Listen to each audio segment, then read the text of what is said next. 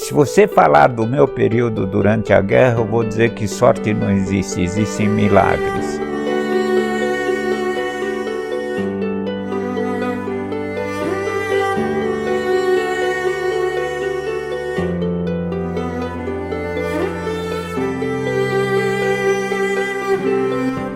Mas, segundo consta nas Escrituras, Deus concedeu aos humanos livre-arbítrio, ok?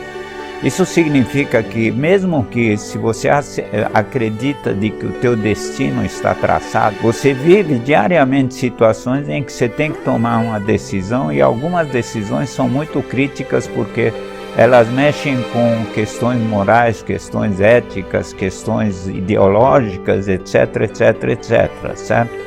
Então você pode fazer grandes cagadas, desculpe pela palavra, certo? Mas pode. Então, por isso eu não acredito em sorte ou azar. Eu acredito que você pode tomar decisões erradas ou certas. Eu acho que você guia a tua vida até o fim, quando então não tem mais o que guiar. Certo?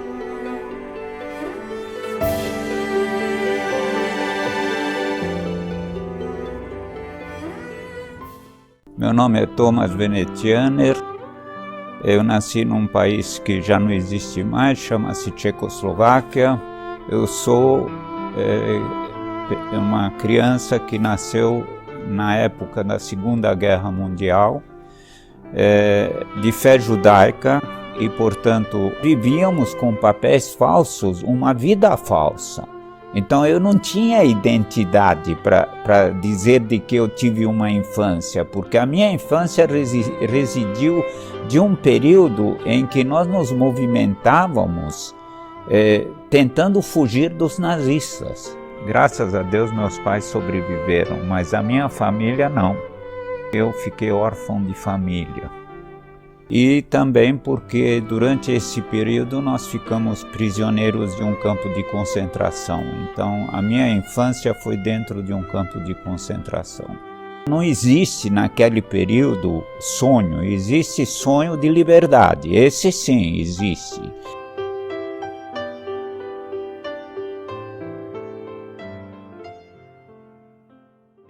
Quando nós chegamos no Brasil, isso com certeza foi a maior mudança, porque imagine alguém que não fala um idioma, chega num país estranho, com costumes estranhos, e criança de 10 anos.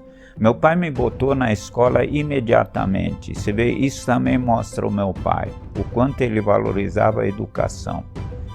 Ele talvez não ganhava tanto para me colocar numa escola como o Mackenzie, mas me colocou no Mackenzie. O que eu não sabia naquela época, mas ele me abriu um mundo que me favoreceu profissionalmente e me deu a oportunidade, inclusive, de escrever 2 livros, porque eu conseguia ler em 8 idiomas distintos. Ele tentou me convencer para eu ser dentista. Agora veja bem, a visão dele era lógica, mas para mim não fazia sentido nenhum. Ele ainda era da era em que os judeus eram expulsos dos lugares onde moravam. Então ele disse, olha, essa é uma profissão que você sempre vai ter clientela. Acontece que eu não tinha propensão nenhuma, não conseguia ver uma mancha de sangue, então ele estava batendo na pedra, não ia sair água daquilo, entende? Porque eu queria ser engenheiro. Muito cedo apareceu essa admiração de você poder montar com circuitos elétricos certas coisas, entende? Pareciam brinquedos. E foi o que aconteceu. Eu consegui entrar na Universidade de São Paulo, na Escola Politécnica, e fiz o curso de Engenharia Elétrica. Meu sonho era ser bem-sucedido, ter uma família. Era típico sonho americano daquela época que eu abracei aqui no Brasil.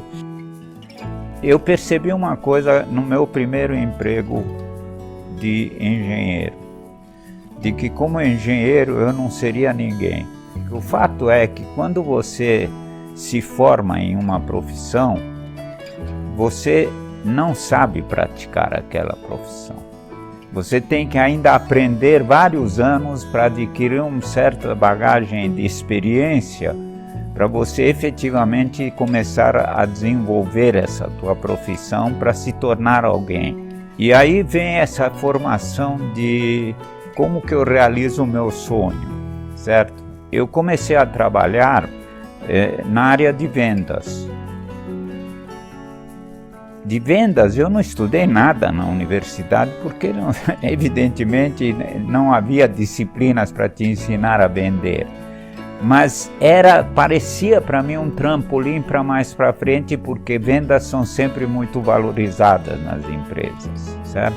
Essa empresa, ela mandava jovens engenheiros principalmente para a Suíça para serem treinados.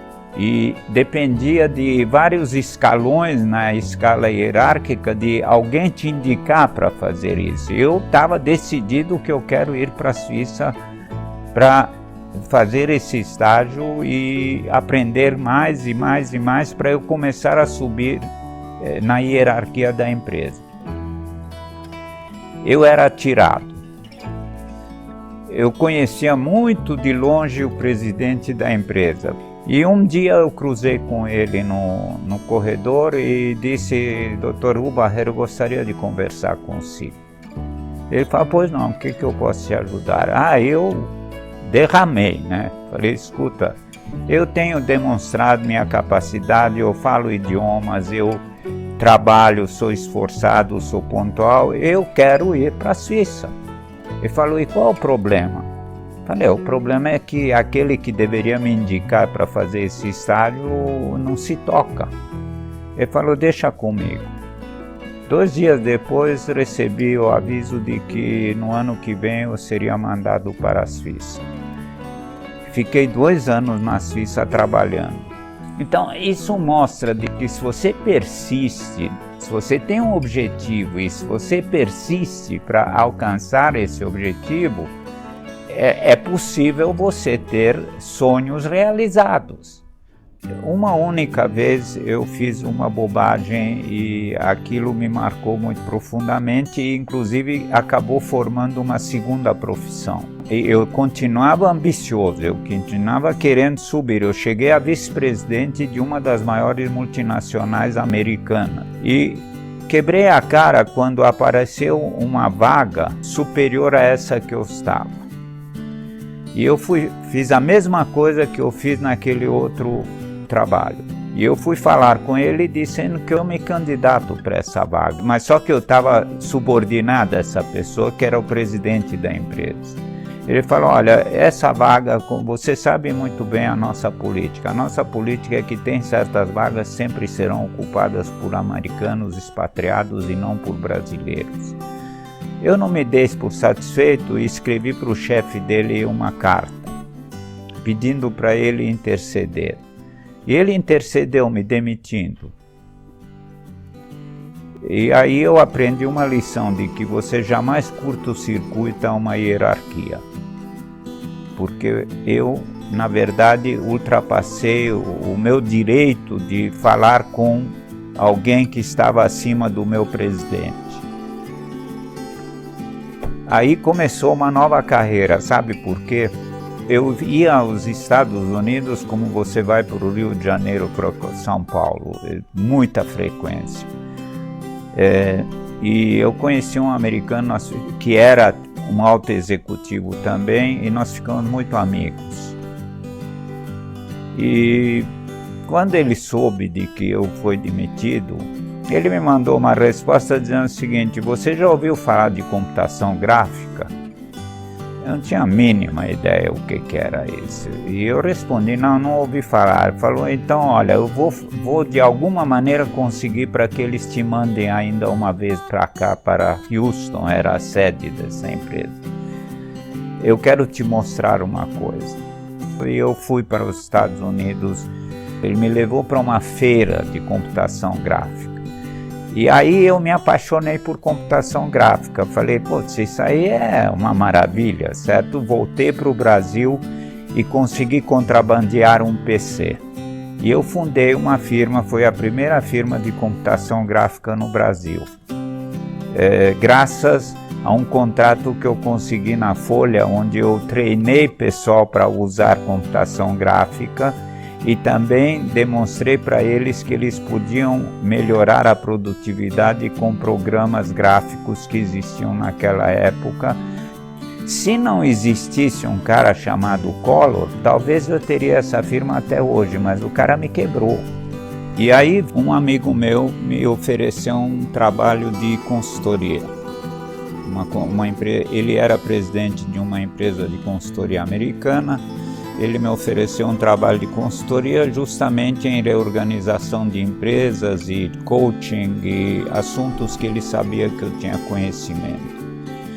E foi assim que, de repente, eu, durante outros 10 anos, trabalhei em consultoria nessa empresa. E quando esse meu amigo, infelizmente, faleceu, a ligação com essa empresa também foi prejudicada.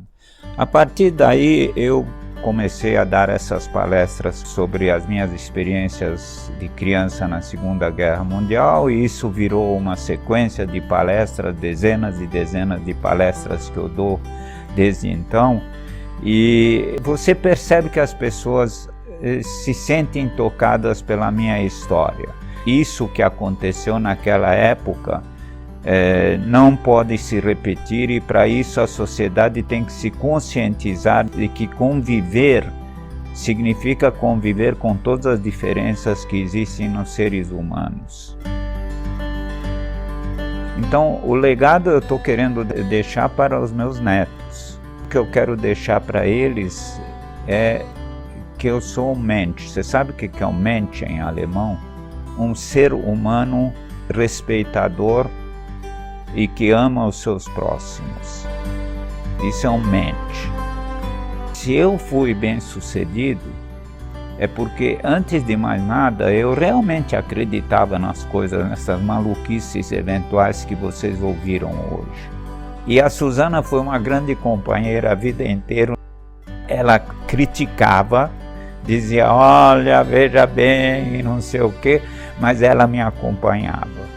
Não sei quem eu seria se eu não tivesse casado com ela, porque eu poderia ter casado com N pessoas que eventualmente cruzariam minha vida, mas ela foi em particular a autora disso. Eu acho que a felicidade não é um objetivo, a felicidade é uma caminhada.